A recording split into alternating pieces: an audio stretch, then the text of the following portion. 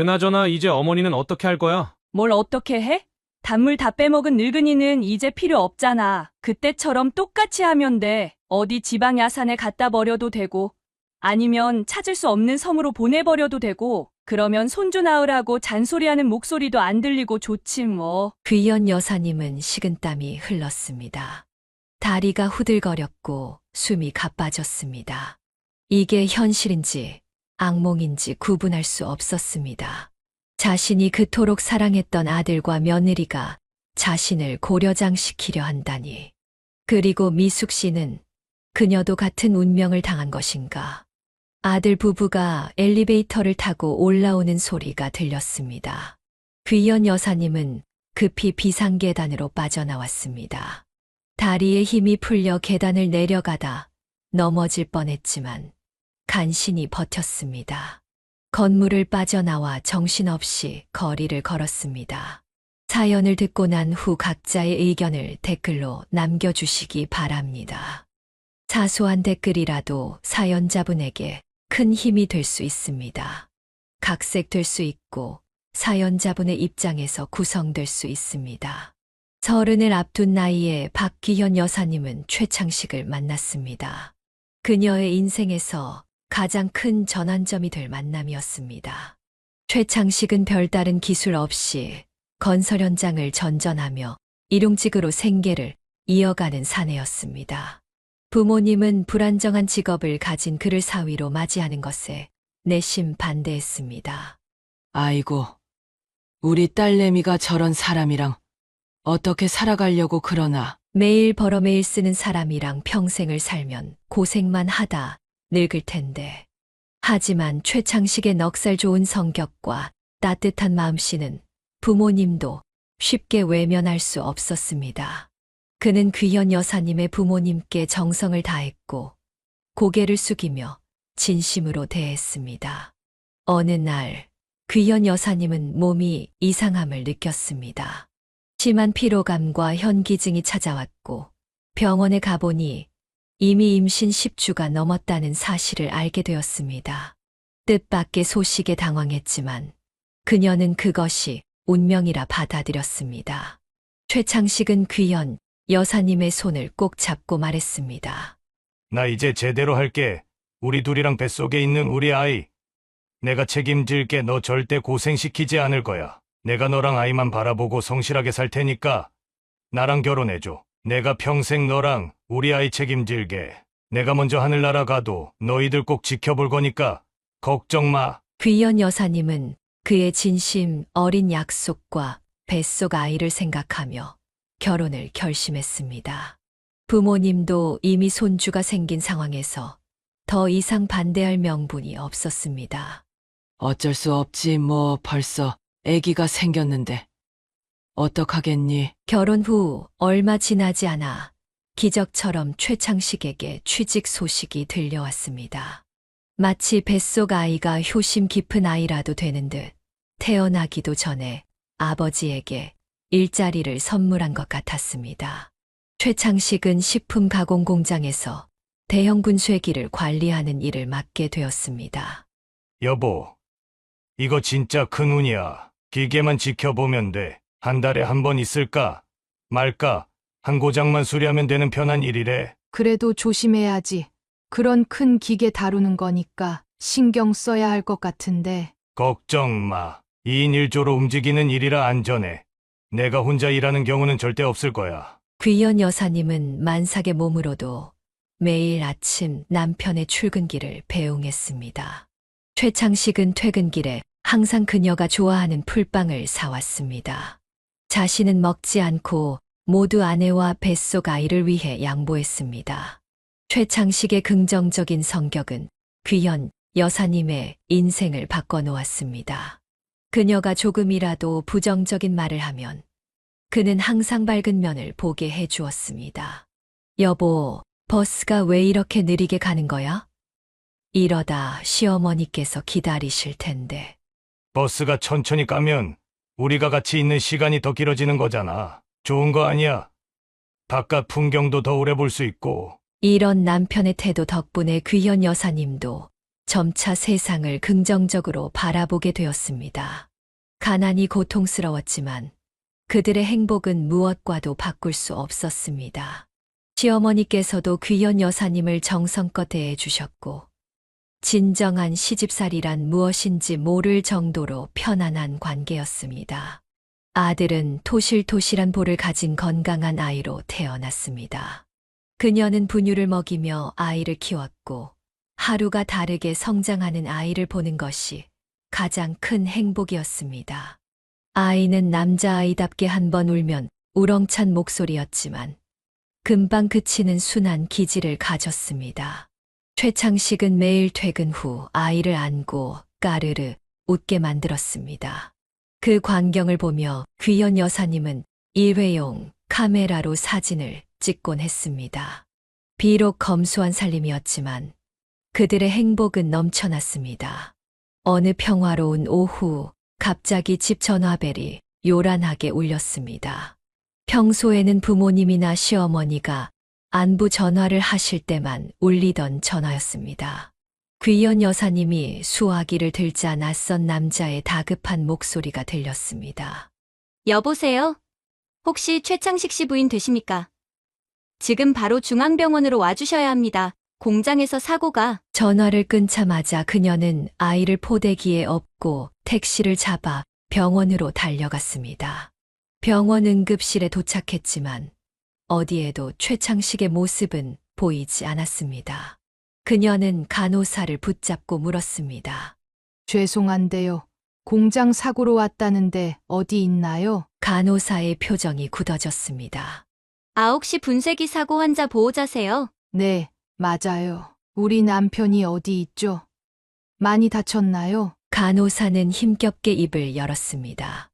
너무 큰 충격받지 마세요. 저희도 이런 사고는 처음이라. 귀연 여사님은 간호사의 표정만 봐도 무슨 일이 일어났는지 짐작할 수 있었습니다. 온몸이 떨리기 시작했고 숨이 막혔습니다. 안내를 받아 찾아간 곳에서 그녀는 공장 관계자를 만났습니다. 그가 전한 소식은 최악이었습니다. 정말 죄송합니다. 이런 끔찍한 일이 분쇄기가 고장나서 수리 중이었는데 원래는 2인 1조로 작업해야 하는데 다른 직원이 잠시 자리를 비운 사이에 혼자서 작업을 하다가 우리 남편이 어디 있어요? 그게 분쇄기 안에 머리를 넣고 수리하던 중에 다른 팀에서 기계가 멈춰 있는 줄 모르고 전원을 넣었습니다. 너무 처참해서 시신을 수습할 수가. 귀연 여사님은 그 자리에서 주저앉았습니다. 등에 업은 아이도 엄마의 울음소리에 따라 울기 시작했습니다. 병원 복도는 그녀와 아이의 비통한 울음소리로 가득 찼습니다. 어느 누구도 다가오지 못했습니다. 그것은 사람의 울음이 아닌 것 같았습니다. 남편의 장례식은 그녀의 의지와 상관없이 진행되었습니다. 시어머니는 여러 번 기절했습니다. 장례식에는 일회용 카메라로 찍은 단 한 장의 사진이 영정으로 놓였습니다. 귀연 여사님은 자책했습니다. 장례를 마친 후 시어머니는 며칠간 귀연 여사님의 집에 머물렀습니다. 그녀는 자신의 아픔에도 불구하고 며느리를 위로했습니다. 남편의 어린 시절 이야기를 해주며 하늘에서도 그들을 지켜볼 거라고 말했습니다. 식욕을 잃은 귀연 여사님에게 좋아하는 음식을 만들어 주었고 토하러 화장실에 갈 때도 등을 토닥여 주었습니다. 귀연 여사님은 시어머니의 따뜻함에 감사했지만 자신도 너무 어리고 아팠기에 시어머니의 슬픔을 제대로 돌볼 수 없었습니다. 그것이 그녀의 가슴 한편에 미안함으로 남았습니다.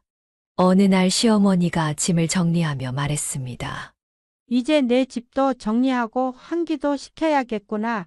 마지막으로 할 말이 있단다. 시어머니의 마지막 말에 영문을 몰라 당황했습니다. 아직 남편을 잃은 슬픔이 가시지 않은 상태였습니다. 어머님, 혹시 저희 집에서 계속 사시는 건 어떨까요? 어머님 가시면 저 정말 외로울 것 같아서요. 시어머니는 한숨을 깊게 내쉬며 고개를 저었습니다. 아가, 이런 말 하기 싫지만 내가 이제 혼자서 애 키우며 평생 사는 건 말이 안 된다. 젊은 사람이 다시 좋은 사람 만나서 시집 가는 게 맞아. 귀연 여사님은 귀를 의심했습니다. 남편이 세상을 떠난 지 채보름도 되지 않았는데 이런 말이 나올 줄은 상상도 못했습니다. 어머님, 그게 무슨 남편이 떠난 지 얼마나 됐다고 그런 말씀을 하세요? 어머님도 시아버님 돌아가시고 혼자 사셨잖아요. 시어머니의 눈빛이 단호해졌습니다.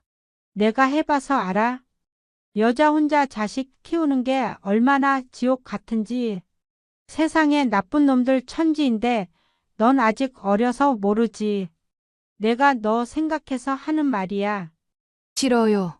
저는 아들이랑 둘이 잘 살 거예요. 남편이 하늘에서 우릴 지켜준다고 했어요. 시어머니가 냉소적으로 웃었습니다.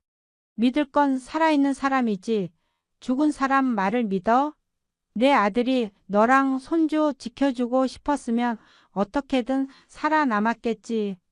이제부터 연락도 하지 말고 새 남편감이나 찾아. 귀연 여사님은 시어머니의 냉담한 태도에 충격을 받았습니다. 어머님, 이렇게 매정하게 굴지 마세요. 우리 모두 서로가 필요해요. 우리 아이는요? 그만. 더 듣기 싫어. 이제 우린 서로 만나지도 연락도 하지 말자. 우리 아들 사진은 내가 가져갈게. 집에 영정 사진이라도 걸어둬야 나중에 치매가 와도 내 아들 얼굴은 기억할 테니. 넌 죽은 사람 붙들고 있지 말고 새 남자 찾아. 그 말을 끝으로 시어머니는 문을 쾅 닫고 나가버렸습니다. 갓난아이를 안고 있던 귀연 여사님은 그 자리에 주저앉아 오열했습니다. 남편이 남긴 유일한 사진마저 빼앗긴 허망함이 그녀를 덮쳤습니다. 며칠 후 귀연 여사님은 시어머니와의 관계를 회복하려고 시도했습니다. 전화를 걸었지만 받지 않았고 아이를 업고 시어머니 집을 찾아갔지만 문은 굳게 닫혀 있었습니다. 시위라도 하듯 대문 앞에 몇 시간이나 앉아 있었지만 시어머니는 끝내 문을 열어주지 않았습니다. 절망한 귀연 여사님은 친정어머니를 찾아갔습니다. 엄마, 어머님이 왜 이러시는지 모르겠어요. 그렇게 잘해주시더니 갑자기. 친정어머니는 귀연 여사님의 머리를 쓰다듬었습니다. 시어머니도 얼마나 가슴이 아프겠니. 하나뿐인 아들을 잃었는데 어쩌면 내가 아들을 닮아서 볼 때마다 더 가슴이 아픈지도 모르지. 그렇게 사랑하는 며느리면 끝까지 품어주셔야지. 어떻게 아들 없는 저한테 나가라고 하실 수가 있어요? 죽은 사람 생각하면서 평생 살면 어떡하니. 산 사람은 살아야지. 시어머니도 그런 마음으로 말씀하신 거야. 이제 그만 울어라. 앞으로 어떻게 할지 생각해야지. 귀연 여사님은 시어머니의 매정함을 이해할 수 없었지만 저는 어떻게든 버티기로 결심했습니다. 생후 7개월 된 아들을 바라보니 새로운 힘이 솟아났습니다. 주변에서는 재혼을 권유했지만 그녀는 항상 미소로 거절했습니다. 시어머니의 바람과는 반대로 그녀는 재혼하지 않고도 아이를 잘 키울 수 있다는 것을 증명하고 싶었습니다. 어쩌면 시어머니에 대한 일종의 반항이었을지도 모릅니다. 여사님은 생계를 위해 할 수 있는 일을 찾아보았습니다. 특별한 기술이 없는 그녀에게 가장 만만한 것은 시장에서 나무를 파는 일이었습니다. 그렇게 그녀의 고단한 홀로서기가 시작되었습니다. 날이 갈수록 시어머니에 대한 그리움은 커져갔지만 그녀는 단 한 번도 다시 연락을 시도하지 않았습니다. 가끔 거리에서 시어머니와 비슷한 실루엣을 보면 심장이 뛰었지만 다가가 확인할 용기는 나지 않았습니다. 남편과 함께 찍은 사진 한 장 없이 오직 기억 속에만 남편의 모습을 간직한 채 그녀는 하루하루를 버텨나갔습니다. 잘 살아야지. 내가 무너지면 누가 우리 아이를 키우겠어. 그렇게 귀연 여사님은 시어머니와의 관계 단절을 받아들이고 홀로 아이를 키우는 삶을 시작했습니다. 매일 밤 잠들기 전 그녀는 남편에게 속삭였습니다. 여보, 잘 지켜봐. 내가 우리 아이 잘 키울게. 시장 귀퉁이에 자리를 잡은 여사님의 나물 좌파는 초라했습니다. 그녀는 새벽 4시에 일어나 농수산물 시장에서 신선한 나물을 떼어왔습니다. 아직 걸음마도 제대로 떼지 못한 아들은 친정어머니께 맡기고 그녀는 혼자 시장 바닥에 쪼그리고 앉아 하루를 보냈습니다. 싱싱한 나물이에요. 오늘 아침에 들어온 거예요.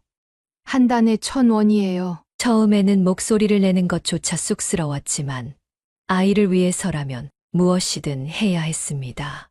시장의 다른 상인들은 젊은 과부가 된 그녀를 안쓰럽게 바라보았습니다. 하지만 그런 시선도 잠시 귀연 여사님의 성실함과 정직함은 곧 단골을 만들어냈습니다. 그녀는 항상 신선한 나물만 팔았고 저울을 속이지 않았습니다. 나물을 사러 온 아주머니들은 그녀에게 살림 조언을 아끼지 않았습니다. 여름철에는 뙤약볕 아래서 땀을 흘리며 일했습니다. 아이스박스에 나물을 담가 신선도를 유지했지만 오후가 되면 시들해진 나물을 싼 값에 처분해야 했습니다. 겨울에는 더 고통스러웠습니다. 손이 꽁꽁 얼어 나물을 묶을 때마다 손끝이 갈라지고 피가 났습니다. 아가씨, 이 손으로 어떻게 장사를 해 장갑 끼고 이래. 옆 건어물 가게 아저씨의 말에 그녀는 웃으며 대답했습니다. 장갑 끼면 나물이 잘 안 묶여요. 괜찮아요. 이 정도쯤이야. 하지만 밤이 되면 그녀는 얼었다. 녹은 손가락을 보며 흐느꼈습니다. 남편이 살아있었다면 이런 고생은 하지 않았을 텐데. 하지만 곧 옆에서 잠든 아들의 숨소리에 마음을 다잡았습니다. 3년이 지나자 시장 구조 개선 사업으로 전통시장이 형성되었고 귀연 여사님도 작은 점포를 얻게 되었습니다. 비가 와도 눈이 와도 더 이상 젖지 않는 자신만의 공간이 생긴 것입니다. 그녀는 그것이 남편이 하늘에서 도와준 덕분이라고 믿었습니다. 드디어 우리 가게가 생겼네. 여보, 잘 보고 있지? 점포가 생기자 그녀는 판매 품목을 늘려갔습니다. 나물 외에도 건어물, 견과류까지 팔기 시작했고 수입도 조금씩 늘어났습니다. 어린 아들은 가게 한쪽에서 공부를 하거나 장난감을 가지고 놀았습니다. 엄마, 이거 뭐야? 맛있어? 호두야, 머리 좋아지는 거 먹을래?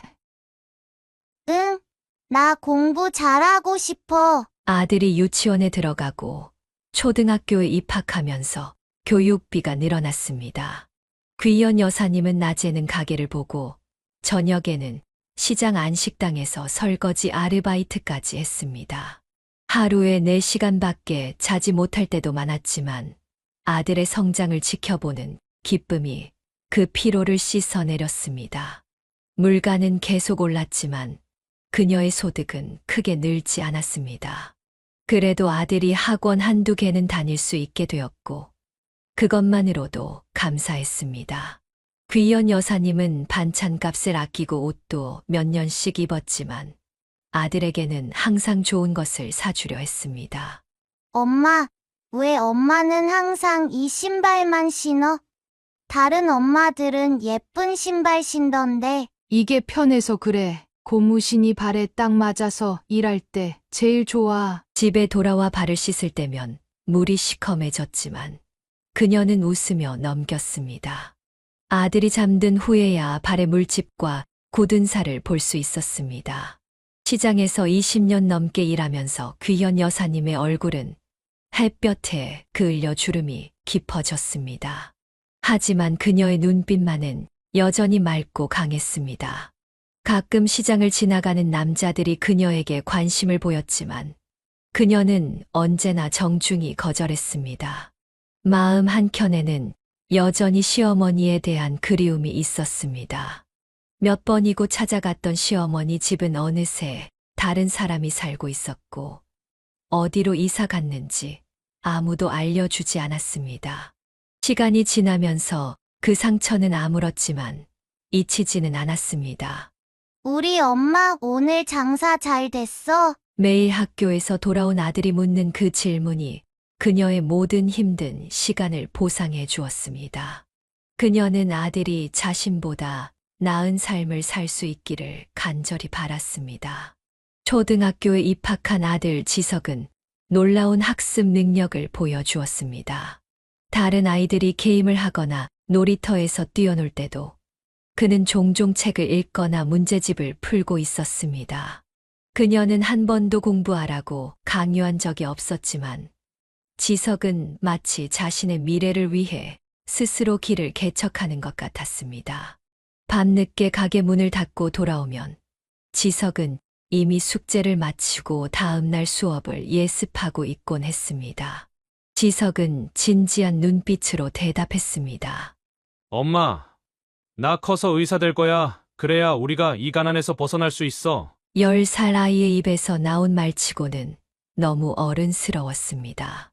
귀연 여사님은 아들의 머리를 쓰다듬으며 눈물을 참았습니다. 중학교에 진학한 지석은 반에서 항상 1등을 놓치지 않았습니다. 선생님들은 그의 재능에 감탄했고 부모 상담 때마다 귀연 여사님에게 특별한 교육을 시키라고 조언했습니다. 귀연 여사님은 고개를 끄덕였지만 속으로는 걱정이 밀려왔습니다. 좋은 학원은 그만큼 비싼 학원비를 의미했습니다. 그래도 그녀는 아들의 꿈을 위해 더 많은 일을 찾아 나섰습니다. 아들, 학원비가 조금 비싸던데 괜찮겠지? 엄마, 걱정 마. 나 장학금 받을 수 있대. 성적만 유지하면 돼. 지석은 항상 그녀의 부담을 덜어주려 했습니다. 그는 시장에서 엄마를 돕기도 했습니다. 고등학교에 들어서면서 지석의 학업 부담은 더욱 커졌습니다. 밤늦게까지 공부하는 아들을 볼 때마다 귀현 여사님은 마음이 아팠습니다. 다른 아이들처럼 놀고 싶을 텐데 자신 때문에 어린 나이에 무거운 짐을 짊어지고 있다고 생각했습니다. 너무 무리하지 마. 건강이 제일 중요해. 괜찮아, 엄마. 내가 공부하는 거 좋아하잖아. 수능을 앞둔 해 지석은 거의 잠을 자지 않고 공부했습니다. 귀연 여사님은 매일 아침 영양 만점 도시락을 싸주었고 밤에는 피로회복제와 간식을 챙겨주었습니다. 수능 당일 그녀는 아들의 시험장 앞에서 온종일 기도했습니다. 여보, 우리 아들 좀 도와줘요. 제발. 결과는 기대 이상이었습니다. 지석은 의과대학에 합격했습니다. 합격 소식을 들었을 때 귀연 여사님은 아들을 끌어안고 오열했습니다. 정말 잘했어. 내가 자랑스러워. 엄마, 이게 다 엄마 덕분이야. 이제 엄마 고생 안 시킬게. 기쁨도 잠시 현실적인 문제가 그들 앞에 놓였습니다. 의대 등록금은 상상을 초월했습니다. 지석이 장학금을 받았음에도 불구하고 나머지 금액은 여전히 부담스러운 액수였습니다. 귀연 여사님은 밤낮으로 일했습니다. 낮에는 시장에서 가게를 운영하고 저녁에는 인근 식당에서 설거지를, 주말에는 아파트 청소 일까지 했습니다. 몸이 아파도 쉴 수 없었습니다. 엄마, 그만 좀 무리해. 내가 학자금 대출 받을게. 안 돼. 내가 졸업하고 빚더미에 앉을 순 없어. 엄마가 할 수 있어. 그녀는 매달 모은 돈을 꼬박꼬박 저축했습니다. 통장 잔고가 늘어날 때마다 뿌듯함을 느꼈습니다. 어느 날 밤 술에 취해 돌아온 지석이 울먹이며 말했습니다. 엄마, 나 정말 공부하는 방법도 모르겠어. 다른 애들은 다 부잣집 자식들이라 과외도 받고 좋은 환경에서 자랐는데 나는 그냥 무작정 머릿속에 때려 넣기만 했어. 귀연 여사님은 아들의 머리를 쓰다듬었습니다.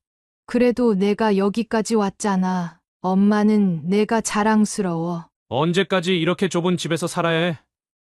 엄마가 이렇게 고생하는 거 보기 싫어. 그녀는 아들의 불만을 이해했습니다.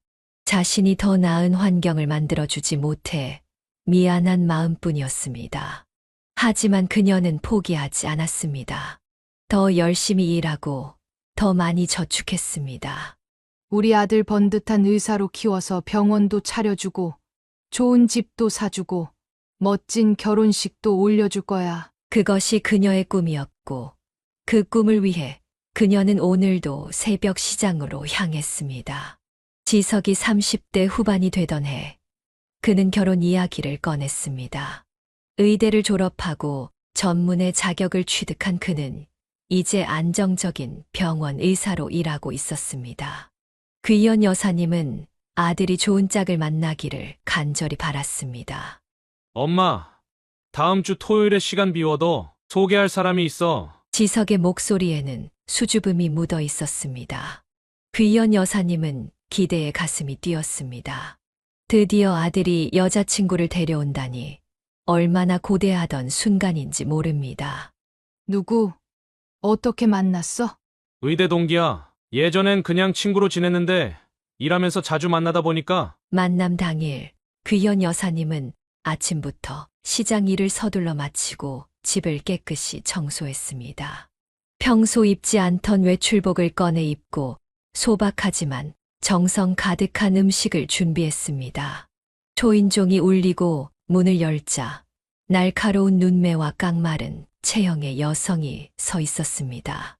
세련된 옷차림과 화장, 그리고 고급스러운 가방을 든 그녀는 귀연 여사님과는 완전히 다른 세계의 사람처럼 보였습니다. 안녕하세요. 서주연이라고 합니다. 그녀의 목소리는 차가웠고 인사도 형식적이었습니다. 귀연 여사님은 애써 미소를 지으며 그녀를 맞이했습니다. 어서 와요. 식사 준비해뒀어요. 우리 지석이가 많이 말했어요. 식사 자리에서 귀연 여사님은 며느리가 될 사람에 대해 알고 싶었습니다. 어떻게 만났는지, 어떤 연애를 했는지, 무슨 취미가 있는지 등을 물었습니다. 두 분은 어떻게 더 가까워지게 된 거예요? 친구에서 연인으로 발전하게 된 계기가 있었나요? 주연은 코웃음을 치며 대답했습니다. 별거 없어요. 그냥 자연스럽게 됐죠. 사실 이런 질문들은 좀 사적인 것 같은데요. 귀연 여사님은 당황했지만 미소를 잃지 않았습니다. 지석은 불편한 표정으로 화제를 돌렸습니다. 식사가 끝나갈 무렵 주연은 갑자기 가방에서 종이 한 장을 꺼내 귀연 여사님 앞에 내밀었습니다. 어머님, 이건 제가 결혼 후 시어머니께 지켜주셨으면 하는 내용들입니다. 미리 말씀드리는 게 나을 것 같아서요. 귀연 여사님은 눈을 휘둥그레 뜨고 종이를 받아들었습니다. 거기에는 불필요한 전화 자제, 방문 시 최소 하루 전 연락, 육아 및 가사 조언 삼가 등의 항목이 쓰여 있었습니다. 이게 무슨? 주연은 냉정하게 말을 이어갔습니다. 제가 너무 직설적인가요? 그냥 서로 불필요한 오해가 없었으면 해서요. 솔직히 딸 같은 며느리는 없다고 생각해요. 어머님이 잘해주시려는 마음이 저에겐 부담일 수 있거든요. 귀연 여사님은 말문이 막혔습니다. 지석은 난처한 표정으로 중재에 나섰습니다. 주연아, 우리 엄마는 그런 사람 아니야. 너무 벽을 치지 마. 당신은 내 마음을 몰라. 시어머니와 며느리 사이가 어떤지 그냥 서로 적당히 거리 두고 지내는 게 좋을 것 같아서 그래. 주연은 또 다른 종이를 꺼냈습니다.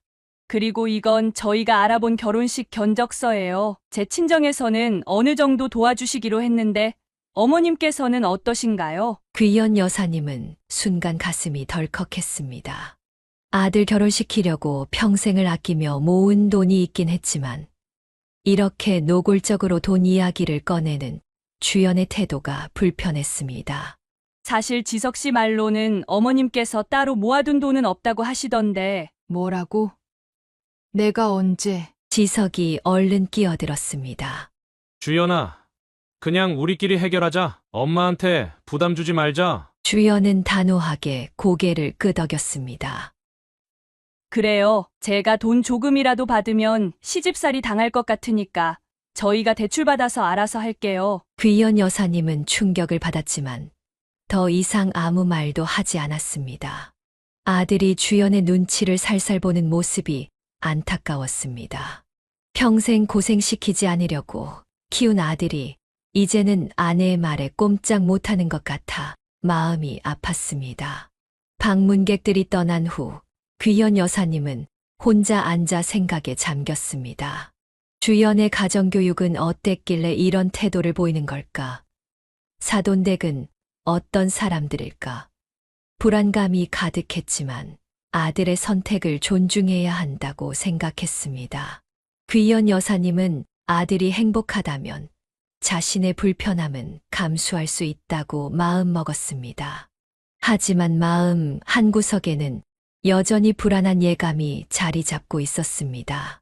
상견례 날, 귀현 여사님은 긴장된 마음으로 예약된 레스토랑에 도착했습니다.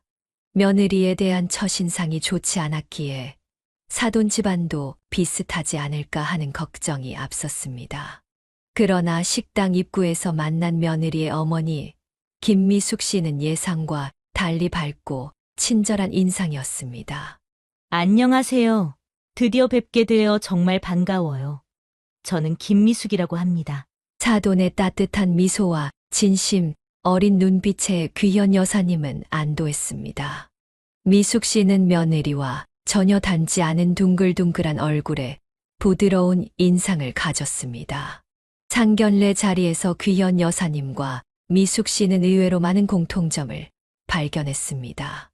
두 사람 모두 술을 잘 마시지 못했고 노래 부르는 것을 좋아했으며 비슷한 세대의 가요에 대한 추억을 공유했습니다. 우와, 그 노래 아세요? 저도 젊을 때 너무 좋아했는데. 맞아요. 그 시절에는 카세트 테이프 닳도록 들었죠. 아직도 가사 다 외우고 있어요. 식사가 끝날 무렵 미숙 씨는 귀현 여사님에게 연락처를 물었습니다. 박 여사님, 우리 시간 될 때 따로 만나서 차라도 한잔하면 어떨까요? 오늘은 아이들 때문에 제대로 이야기도 못 나눴는데. 처음에는 단순한 사교적 제안으로 생각했지만 일주일 후 정말로 미숙 씨에게서 연락이 왔습니다. 그들의 첫 번째 단독 만남은 동네 카페에서 이루어졌고 서로에 대해 더 많이 알게 되었습니다. 사실 저희 남편이 몸이 많이 안 좋아요. 요즘은 병원에 자주 입원하느라 제가 많이 외롭더라고요. 많이 힘드시겠네요. 저는 남편을 일찍 여의고 혼자 아들 키웠어요. 미숙 씨는 귀현 여사님의 손을 따뜻하게 잡았습니다. 정말 대단하세요. 혼자 아드님을 의사로 키우셨다니. 저는 남편이 있어도 많이 힘들었는데. 그렇게 시작된 두 사람의 우정은 점점 깊어졌습니다. 그들은 일주일에 한 번씩 만나 커피를 마시며 수다를 떨었고 서로의 고민을 나누었습니다. 미숙 씨는 귀현 여사님에게 자신이 다니는 교회를 소개했습니다. 저는 남편이 아프고 나서 믿음이 더 필요해졌어요. 교회에 함께 가보시겠어요? 마음의 평화를 찾는 데 도움이 될 거예요. 귀현 여사님은 처음에는 망설였지만 미숙 씨의 권유로 일요일마다 교회에 나가기 시작했습니다. 예배 후에는 함께 점심을 먹고 오후에는 주민센터에서 운영하는 합창단 활동에도 참여했습니다. 오늘 목사님 말씀 정말 좋았어요. 힘든 시간을 견디는 건 결국 사람과의 연결 덕분이라는 말이 와닿더라고요. 맞아요. 저도 미숙 씨 만나고 나서 많이 위로받았어요. 정말 운명적인 만남 같아요. 한 번은 연습 후 늦게까지 이야기를 나누다가 미숙 씨가 딸에 관한 비밀을 털어놓았습니다. 사실 주연이는 제 친딸이 아니에요. 결혼하고 몇 년 동안 아이가 생기지 않아서 입양했거든요. 귀현 여사님은 놀랐지만 이해하는 마음으로 들었습니다. 그랬군요. 전혀 몰랐어요. 시댁에서는 그것 때문에 저를 많이 괴롭혔어요. 집안 대 끊는 것도 모자라 쓸모없는 딸까지 데려왔다면서. 남편마저 약해서 저를 제대로 지켜주지 못했죠. 미숙 씨의 눈에 눈물이 고였습니다. 하지만 전 포기하지 않았어요. 주연이를 의사로 키워서 모두에게 보여주겠다고 다짐했죠. 그 아이가 얼마나 훌륭한지, 친자식보다 더 소중한지. 귀현 여사님은 친구의 손을 꼭 잡아주었습니다. 정말 대단해요. 그 모진 시집살이를 견디시면서 딸을 그렇게 훌륭하게 키우셨으니 그래서 주연이가 좀 예민하고 방어적인 면이 있어요. 어릴 때부터 늘 자신을 증명해야 한다는 압박감 속에서 자랐거든요. 좀 이해해 주세요. 그제서야 귀현 여사님은 며느리의 태도를 조금 이해할 수 있었습니다. 모진 시집살이를 겪은 어머니의 영향으로 며느리는 시댁과의 관계에 극도로 경계심을 가지게 된 것이었습니다. 두 사람의 우정은 더욱 깊어졌고 미숙 씨는 남편의 병세가 악화되자 귀현 여사님의 집 근처로 이사까지 왔습니다. 이제 그들은 거의 매일 만나게 되었고 서로에게 없어서는 안 될 존재가 되었습니다. 미숙 씨, 친구가 생겨서 정말 행복해요. 평생 장사하느라 친구 사귈 시간도 없었는데 저도요. 박 여사님 같은 분을 이제야 만났다니 운명인가 봐요. 나이 들어 만난 친구가 진짜 친구라더니 정말 그런 것 같아요. 그들은 서로의 집을 오가며 식사를 함께 하고 때로는 지방 여행도 다녀왔습니다. 아이들은 이런 그들의 관계를 별로 반기지 않는 듯 했지만 두 여인에게는 중요하지 않았습니다. 그들에게는 서로가 있었고 그것으로 충분했습니다. 미숙 씨는 가끔 귀현 여사님에게 딸과의 관계 개선을 위한 조언을 해주기도 했습니다. 주연이는 마음이 여려요. 겉으로는 강해 보이지만 사실은 사랑받고 싶어 하는 아이예요. 시간을 두고 천천히 다가가 보세요. 귀현 여사님은 그 말을 새겨들었고 며느리를 바라보는 시각도 조금씩 바뀌어 갔습니다. 비록 며느리와의 관계는 여전히 서먹했지만 그녀의 어머니와의 우정은 귀현 여사님의 삶에 커다란 기쁨이 되었습니다. 지석과 주연의 결혼식은 화려하게 치러졌습니다. 귀현 여사님은 평생 모아온 돈을 꺼내지 않았지만 마음만은 풍성했습니다. 신혼부부의 출발이 순탄하기를 간절히 바랐고 미숙 씨와의 우정 덕분에 며느리와의 관계도 조금씩 나아지길 기대했습니다. 결혼 후 석 달이 지났을 무렵 미숙 씨의 남편 상태가 급격히 악화되었습니다. 오랜 시간 투병해온 만성 신부전증이 악화되어 의식을 잃고 중환자실에 입원했던 것입니다. 병원에서 전화 왔어요. 이번엔 정말 힘들 것 같대요. 미숙 씨의 목소리는 떨렸습니다. 귀현 여사님은 즉시 병원으로 달려갔고 미숙 씨의 곁을 지켰습니다. 그렇게 일주일을 넘게 간병하던 중 결국 미숙 씨의 남편은 세상을 떠났습니다. 장례식 내내 귀현 여사님은 미숙 씨의 손을 놓지 않았습니다. 함께 울고 함께 바깥사돈을 보내드렸습니다. 장례를 마친 미숙 씨는 완전히 지쳐 보였습니다. 이제 정말 혼자네요. 그 사람 많이 아팠지만 그래도 내 옆에 있어주는 것만으로도 큰 힘이었는데. 귀현 여사님은 친구를 위로했습니다. 미숙 씨, 혼자가 아니에요. 내가 있잖아요. 우리 서로 의지하면서 살아요. 며칠 후 주연이 귀현 여사님을 찾아왔습니다. 어머님, 엄마가 너무 우울해하셔서 걱정이에요. 강원도에 단풍이 예쁘게 들었다고 하던데? 1박 2일로 엄마 모시고 여행 다녀올까 해요. 기분 전환도 되고 좋을 것 같아서요. 귀현 여사님은 반가웠습니다. 며느리가 이렇게 어머니를 챙기는 모습이 기특했습니다. 정말 좋은 생각이네. 나도 같이 갈까? 주연의 표정이 굳었습니다. 아, 그게 엄마랑 저랑 둘만의 시간을 갖고 싶어서요. 다음에 어머님도 모시고 갈게요. 실망스러웠지만 이해할 수 있었습니다. 귀현 여사님은 미숙 씨에게 전화에 즐거운 여행을 다녀오라고 당부했습니다. 좋은 구경하고 와. 사진 많이 찍어서 보여줘. 그럴게요. 박 여사님 덕분에 용기가 생겼어요. 조금 쉬다 오면 마음이 나아질 것 같아요. 여행 첫날 미숙 씨는 약속대로 단풍 사진을 몇 장 보내왔습니다. 빨갛고 노란 단풍 사이에서 환하게 웃는 미숙 씨의 모습이 귀현 여사님의 마음을 따뜻하게 했습니다. 단풍이 정말 예뻐요. 공기도 맑고 산책하기 좋아요. 내일은 등산도 할 예정이에요. 그러나 다음 날 아침부터 미숙 씨의 전화가 받히지 않았습니다.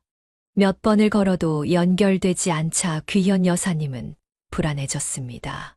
산에 올라가서 전화가 안 터지는 건가 싶었지만 이상하게 마음이 편치 않았습니다. 그날 저녁 마침내 주연에게서 전화가 왔습니다. 그녀의 목소리는 울음으로 떨리고 있었습니다. 어머님. 큰일이 났어요. 귀연 여사님의 심장이 빠르게 뛰기 시작했습니다. 무슨 일이야? 미숙 씨는 어디 있어? 엄마가 산에서 사진 찍다가 미끄러져서 아래로 떨어졌어요. 귀연 여사님은 전화를 들고 있는 손에 힘이 빠졌습니다. 뭐라고? 그게 무슨 소리야? 미숙 씨가 실족했다고? 네, 구조대가 밤새 수색했는데 낭떠러지라서 흔적을 찾기가. 귀연 여사님은 그 자리에 주저앉고 말았습니다. 이런 일이 어떻게 일어날 수 있단 말인가. 얼마 전까지 웃으며 사진을 보내던 친구가, 단풍 구경을 하던 친구가 갑자기 사라졌다니. 지금 어디야? 내가 갈게. 주소 알려줘. 귀연 여사님과 지석은 즉시 강원도로 향했습니다. 도착한 곳은 작은 시골 종합병원이었습니다. 그곳에는 이미 장례 절차가 시작되고 있었습니다. 빈관 앞에서 주연이 울고 있었습니다. 어떻게 된 거야? 자세히 말해봐. 주연은 눈물을 훔치며 떨리는 목소리로 말했습니다. 산책로에서 단풍을 배경으로 사진을 찍어드리고 있었어요. 그런데 엄마가 더 멋진 각도를 찾다가 발을 헛디디셨나 봐요. 순식간에 아래로 너무 깊은 계곡이라 흔적조차 찾을 수 없대요. 구조대가 수색을 했지만. 귀연 여사님은 도저히 믿을 수 없었습니다. 시신도 못 찾았는데 어떻게 장례를 치러? 더 찾아봐야 하는 거 아니야? 경찰이 더 이상의 수색은 무의미하대요. 이미 스문의 시간이 지났고 그 깊이면 살아있을 가능성이. 귀연 여사님은 분노와 슬픔이 뒤섞인 채로 물었습니다. 왜 서울로 안 옮겨? 여기서 장례를 치르면 어떡해? 주연은 초점 없는 눈으로 대답했습니다. 제가 너무 정신이 없어서 시간도 없고 여기 병원에서 도와준다고 해서. 귀연 여사님은 빈관 앞에 무릎을 꿇고 오열했습니다. 평생을 함께 하기로 한 친구가, 이제 막 새로운 삶을 시작하려던 친구가 이렇게 허망하게 떠나다니 도저히 받아들일 수 없었습니다. 장례는 초라하게 치러졌습니다. 외딴 병원에서 빈관을 두고 친구를 위해 할 수 있는 일이라곤 기도밖에 없었습니다. 미숙 씨, 왜 그렇게 조심성 없이? 내가 같이 갔어야 했는데. 장례를 마치고 돌아온 후 귀연 여사님은 깊은 우울에 빠졌습니다. 교회에 가도 합창단에 가도 미숙 씨가 보이지 않는 것이 너무 허망했습니다. 매주 만나던 카페에 혼자 앉아 미숙 씨를 기다리는 자신을 발견하기도 했습니다. 여보, 이젠 하늘에서 미숙 씨도 잘 부탁해요. 미숙 씨를 잃은 슬픔에서 벗어나기 위해 귀연 여사님은 더욱 열심히 일했습니다. 시장 일을 그만둘 생각은 없었지만 나이가 들면서 체력적으로 힘들어지는 것이 사실이었습니다. 70을 바라보는 나이에 무거운 상자들을 나르고 새벽부터 밤늦게까지 장사하는 것이 점점 버거워졌습니다. 어느 날 저녁 지석과 주연이 귀현 여사님의 집을 방문했습니다. 오랜만에 아들 부부가 함께 찾아온 것이 반가웠습니다. 엄마, 오늘 중요한 이야기가 있어서 왔어요. 지석의 표정이 진지했습니다. 귀연 여사님은 무슨 일인지 긴장되었지만 밝은 표정으로 두 사람을 맞이했습니다. 무슨 일인데? 저녁은 먹었어? 뭐라도 차려줄까? 아니에요. 식사하고 왔어요. 주연이 대답했습니다. 세 사람이 작은 거실 테이블에 앉자 지석이 입을 열었습니다. 엄마, 사실 우리가 병원을 개원하려고 해요. 큰 결심을 했어요. 귀연 여사님의 눈이 커졌습니다. 병원? 너희들 둘이서? 네, 주연이랑 같이 개원하려고요. 요즘 노인 인구가 많아지면서 관절 질환 환자들이 증가하고 있거든요. 전망이 좋아요. 주연이 덧붙였습니다. 병원 위치도 알아봤는데 강남 쪽에 좋은 자리가 있어요. 유동 인구도 많고 부유층 노인 환자들이 많은 지역이라 수익성도 좋을 것 같아요. 귀연 여사님은 기뻤습니다. 아들이 드디어 자신만의 병원을 가질 수 있다니 얼마나 자랑스러운 일인가요. 하지만 곧 현실적인 문제가 떠올랐습니다. 그런데 병원 차리려면 돈이 많이 들 텐데. 지석과 주연의 얼굴이 동시에 굳어졌습니다. 잠시 침묵이 흐른 후 지석이 조심스럽게 말을 이었습니다.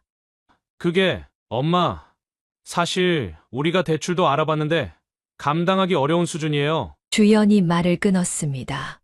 솔직히 말해서 저희 힘으로는 어려워요. 제 부모님도 계셨으면 도움을 받았을 텐데. 귀연 여사님은 순간 깨달았습니다. 아들 부부가 왜 찾아왔는지. 그녀는 천천히 일어나 방으로 들어갔습니다. 오래된 옷장 깊숙한 곳에서 낡은 통장 하나를 꺼냈습니다. 30년이 넘는 세월 동안 한 푼, 두 푼 모은 그녀의 전 재산이었습니다. 거실로 돌아와 통장을 테이블 위에 올려놓으며 말했습니다. 이거 너희들 위해 모아둔 거야. 내가 결혼할 때 쓰려고 했는데 너희가 받지 않았잖니. 그래서 계속 모아뒀어. 지석과 주연은 놀란 얼굴로 통장을 바라보았습니다. 통장을 열어본 두 사람은 금액을 확인하고 눈을 크게 떴습니다. 엄마, 이게 다 뭐예요? 어떻게 이렇게 많은 돈을? 매일 조금씩 아낀 거지. 너 대학 보내고 장가 보내고 병원 차려주고 싶어서 악착같이 모았어. 주연이 감동한 표정으로 말했습니다. 어머님 정말 감사해요. 이런 큰 도움을 주실 줄은 몰랐어요. 귀연 여사님은 미소 지었습니다. 다 너희 행복하라고 모은 거야. 하나만 약속해 줄래? 네, 말씀하세요. 이제 아이 가질 생각 좀 해봐. 내가 손주 보는 게 소원이야. 주연의 표정이 잠시 굳었다가 곧 웃음을 지었습니다. 네, 병원이 안정되면 꼭 아이도 가질게요. 약속할게요. 지석은 어머니를 꼭 안아주었습니다. 엄마, 정말 고마워요. 이런 큰 은혜를 어떻게 갚아야 할지. 갚을 것 없어. 나중에 내 노후는 너희가 책임져 주면 되지. 주연이 급하게 말했습니다. 당연하죠. 걱정 마세요. 이렇게 큰 도움을 주셨는데 어머님 노후는 저희가 책임질게요. 귀연 여사님은 행복했습니다. 드디어 자신의 노력이 빛을 발하는 순간이었습니다. 아들이 독립적인 의사가 되어 자신의 병원을 갖게 될 것이고 곧 손주도 안게 될 것이라는 생각에 가슴이 벅찼습니다. 이제 시장 일도 그만두세요. 저희가 생활비 드릴게요. 그래. 이제 좀 쉬어야겠다. 몸도 예전 같지 않고. 그날 밤 귀연 여사님은 오랜만에 편안한 마음으로 잠들었습니다. 남편에게 이야기하듯 중얼거렸습니다. 여보, 우리 아들 드디어 자기 병원 가지게 됐어요. 당신이 하늘에서 도와준 거죠? 다음 날부터 아들 부부는 바쁘게 병원 개원 준비를 시작했습니다. 여사님은 시장 단골들에게 은퇴를 알리고 가게를 정리했습니다. 20년 넘게 그녀의 삶의 터전이었던 공간을 떠나는 것은 시원섭섭했지만 이제는 쉴 때가 되었다고 생각했습니다. 아이고, 박 여사님 그만두신다니 섭섭하네요. 누구한테 남을 사 먹어야 하나? 그동안 고마웠어요. 이제 나이도 있고 아들이 병원 차린다고 하니 좀 쉬려고요. 아이고, 의사 아들 두셨으니 이제 편히 사시겠네. 부럽습니다. 귀연 여사님은 당당하게 웃을 수 있었습니다. 평생 고생한 보람이 있다는 생각이 들었습니다. 병원 개원 준비는 빠르게 진행되었습니다. 지석과 주연은 강남의 번화가의 넓은 공간을 임대했고 최신식 의료 장비를 들여놓았습니다. 인테리어도 고급스럽게 꾸몄습니다. 가끔 귀연 여사님도 병원을 방문해 진행 상황을 지켜보았습니다. 귀연 여사님은 뿌듯했지만 한편으로는 걱정도 되었습니다. 이렇게 호화롭게 꾸미는 때 돈이 너무 많이 드는 것 같았습니다. 하지만 아들이 하는 일이니 믿고 맡기기로 했습니다. 며칠 후 지석이 말했습니다. 엄마, 내일 병원 청소하러 와주실래요? 개업 전에 마지막 정리를 하려고요. 그럼 당연히 가야지. 내가 도울 게 있다면 뭐든지 말해. 귀연 여사님은 아들의 병원 개업을 위해 자신이 할 수 있는 일이 있다는 것이 기뻤습니다. 이제 시장에서 일하지 않아도 아들 덕분에 편하게 살 수 있다는 생각에 행복했습니다.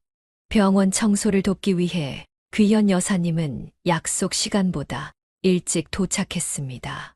아들 부부가 준 열쇠로 건물에 들어갔지만 아직 도착하지 않은 것 같았습니다.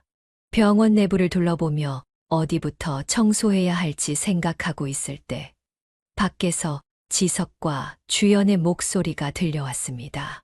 그녀는 반가운 마음에 인사하려고 했지만 두 사람의 대화 내용이 심상치 않게 들려왔습니다. 그녀는 본능적으로 진료실 뒤에 숨었습니다.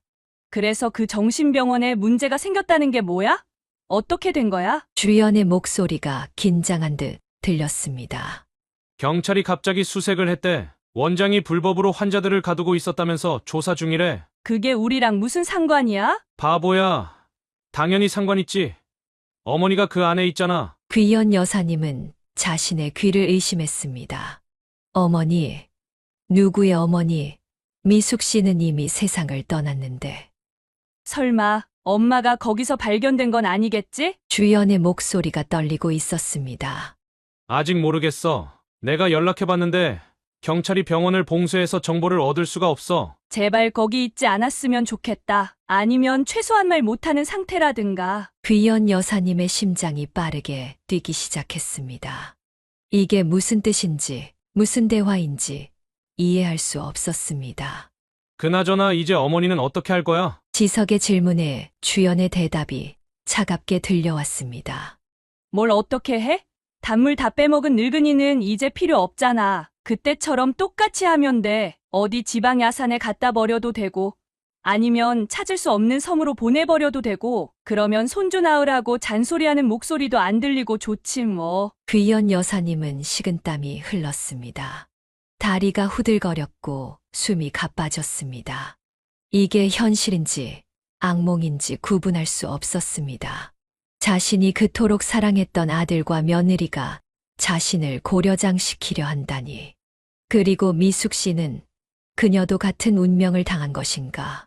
아들 부부가 엘리베이터를 타고 올라오는 소리가 들렸습니다. 귀연 여사님은 급히 비상계단으로 빠져나왔습니다. 다리에 힘이 풀려 계단을 내려가다 넘어질 뻔했지만 간신히 버텼습니다. 건물을 빠져나와 정신없이 거리를 걸었습니다. 이럴 수가. 집에 도착한 그녀는 급하게 필요한 물건만 가방에 넣었습니다. 지갑, 주민등록증, 몇 벌의 옷. 그리고 휴대폰을 보고 잠시 망설였습니다. 휴대폰으로 위치를 추적할 수 있다는 생각이 문득 들었습니다. 그녀는 휴대폰을 길가 쓰레기통에 버렸습니다.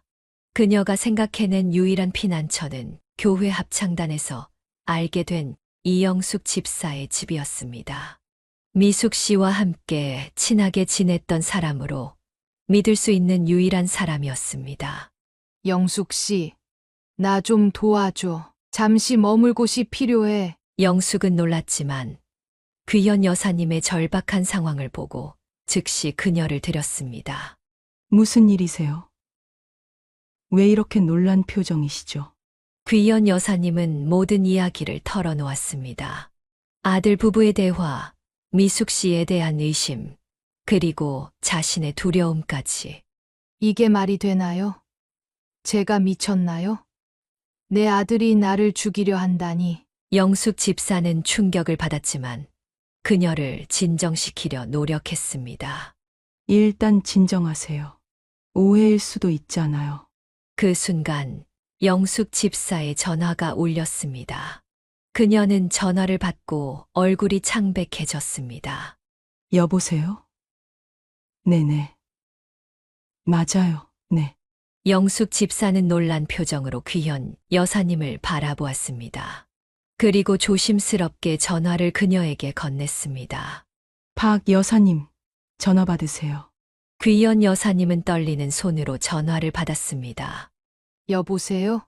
귀연 씨, 나야, 미숙이. 전화기 너머에서 들려온 목소리의 귀현 여사님은 그 자리에 주저앉고 말았습니다. 죽은 줄 알았던 미숙 씨의 목소리였습니다. 미숙 씨. 어떻게, 당신은 죽었잖아. 나 살아있어. 2년 동안 대천에 있는 정신병원에 갇혀 있었어. 내 딸이 날 가두고 사망 신고를 한 거야. 귀현 여사님은 온몸을 덜덜 떨었습니다. 모든 것이 이해되기 시작했습니다.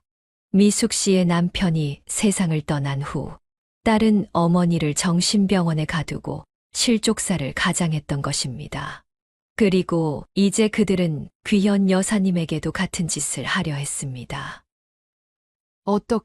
어떻게 탈출한 거야? 병원에 경찰 조사가 들어왔어. 원장이 불법으로 사람들을 가두고 보험금 타내는 일을 하고 있었대.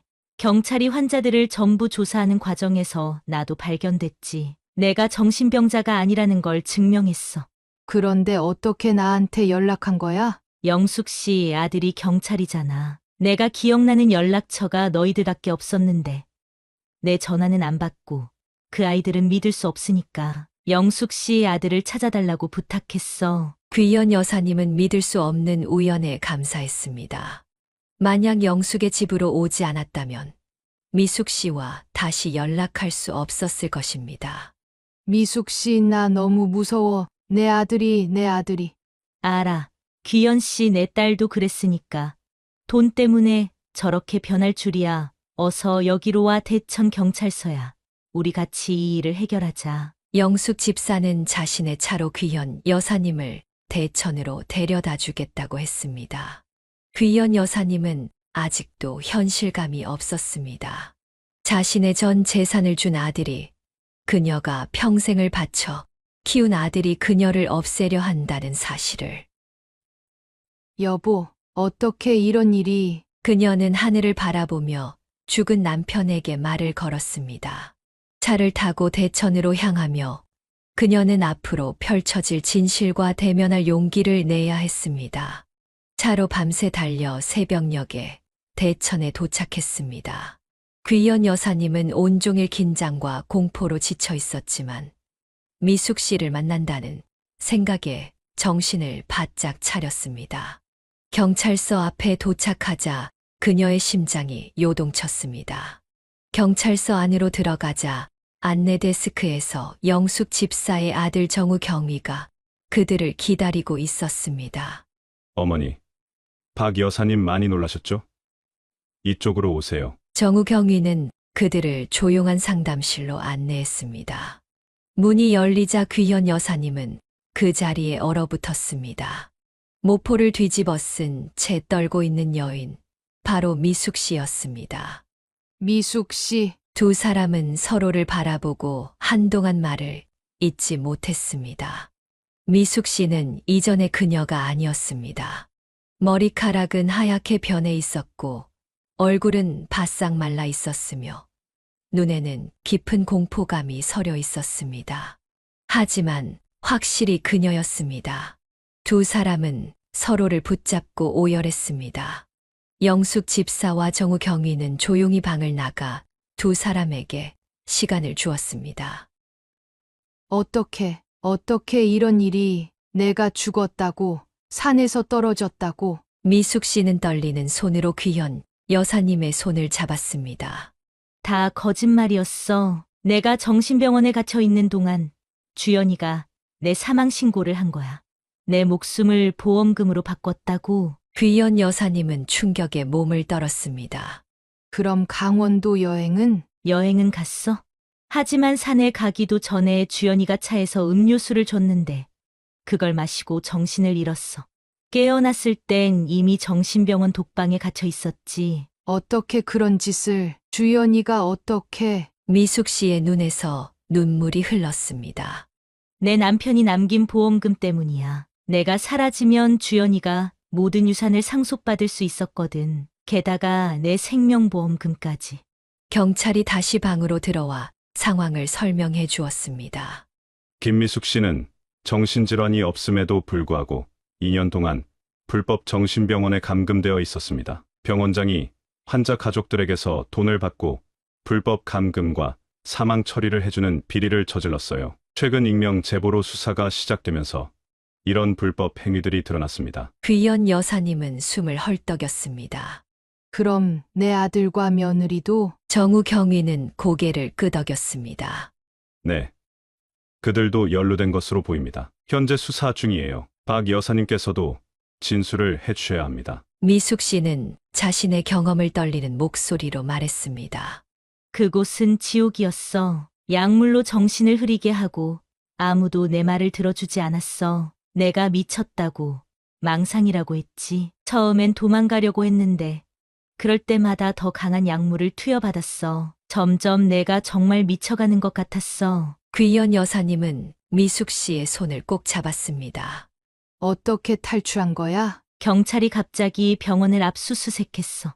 원장이 체포되고 환자들을 전수조사하는 과정에서 내가 정상이라는 게 밝혀졌지. 내 신원을 확인하는 과정에서 내가 이미 사망한 사람이라는 사실도 드러났고. 정우 경위가 설명을 이어갔습니다.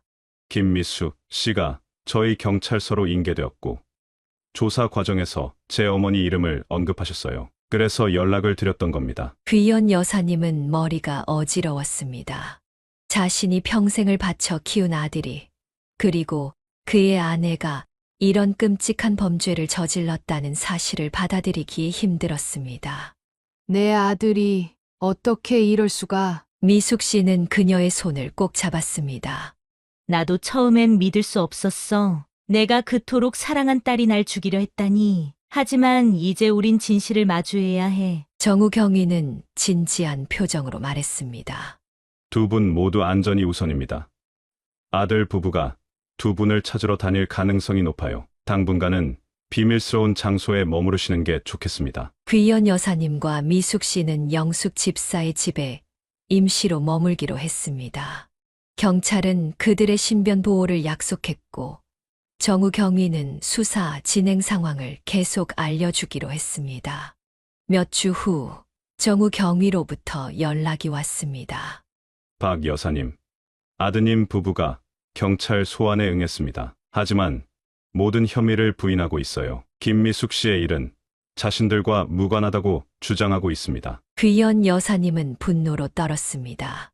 그들의 대화를 직접 들었어요. 나를 고려장 시키겠다고 했다고요. 정우 경위는 고개를 끄덕였습니다.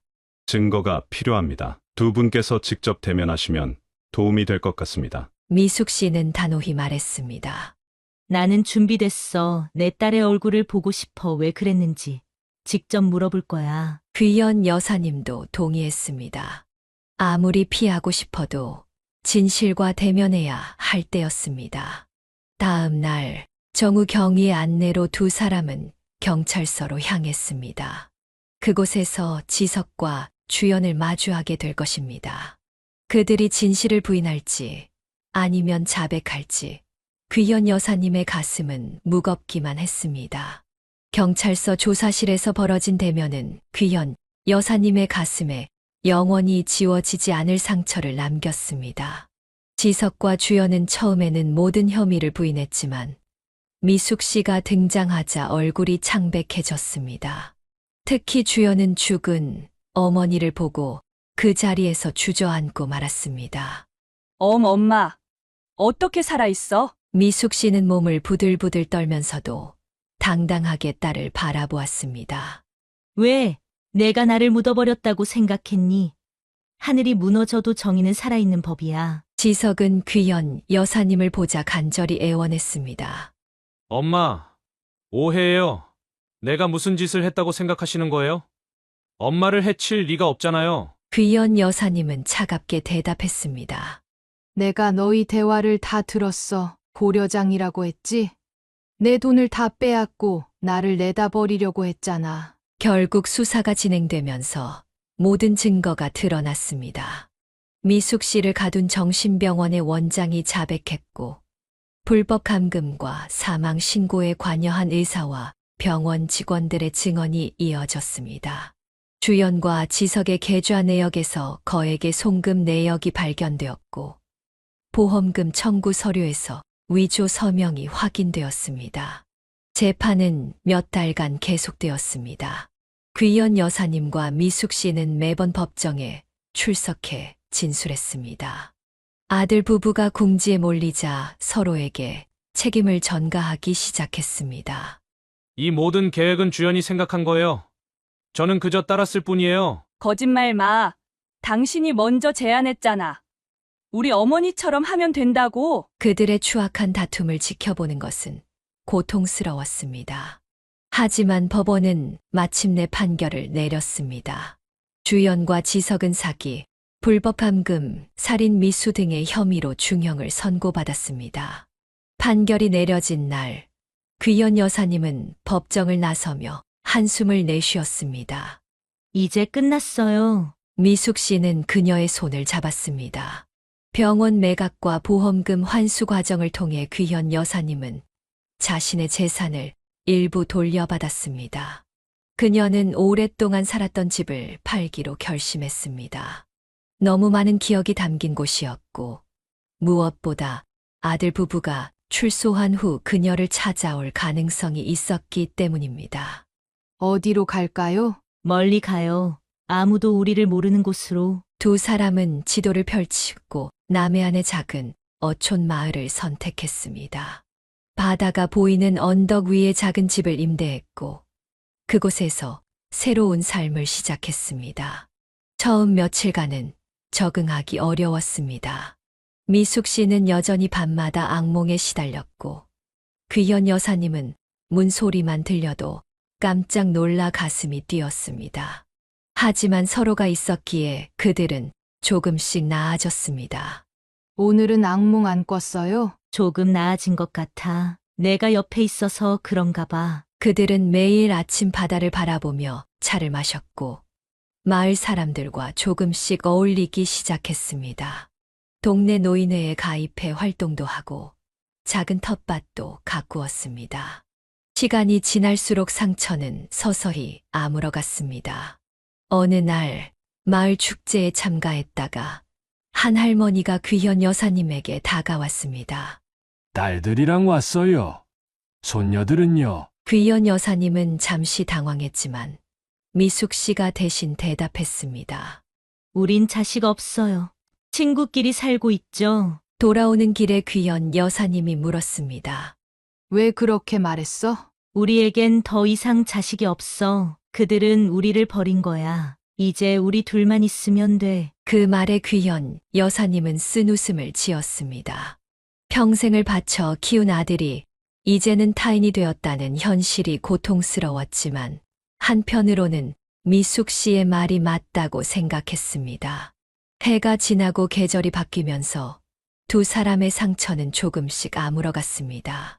미숙 씨의 악몽은 줄어들었고 귀현 여사님도 더 이상 문소리에 놀라지 않게 되었습니다. 그들은 작은 집에서 소박하지만 평화로운 일상을 만들어갔습니다.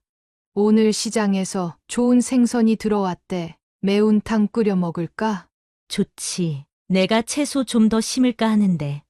내 생각은 어때? 이렇게 소소한 대화들이 그들의 하루를 채웠습니다. 때로는 과거에 대해 이야기하기도 했지만 대부분은 현재와 미래에 관한 대화였습니다. 어느 날 귀현 여사님은 바다를 바라보며 말했습니다. 내 인생이 이렇게 될 줄은 몰랐어. 하지만 지금 이 순간이 나쁘지만은 않아. 미숙 씨는 미소 지었습니다. 우린 다시 태어난 거야. 두 번째 인생을 살고 있는 거지. 그들은 지역 노인회에서 더 적극적으로 활동하게 되었고, 마을 아이들에게 이야기를 들려주는 자원봉사도 시작했습니다. 상처받은 두 여인은 서로에게 의지하며 새로운 삶의 의미를 찾아갔습니다. 가끔 귀현 여사님은 하늘을 바라보며 남편에게 말을 건넸습니다. 여보, 보고 있죠? 우리가 이렇게 강하게 살고 있어요. 세월이 흘러도 완전히 지워지지 않는 상처가 있겠지만 두 여인은 서로에게 의지하며 하루하루를 살아가고 있습니다. 그들의 이야기는 비극으로 시작되었지만 진정한 우정의 힘으로 새로운 희망을 찾아가는 여정이 되었습니다. 사연을 듣고 댓글을 남겨주시기 바랍니다. 사소한 의견일지라도 사연자분에게는 큰 힘이 됩니다. 노골적인 악성 댓글은 사연자분에게 상처가 될 수 있으니 삼가주시기 바랍니다.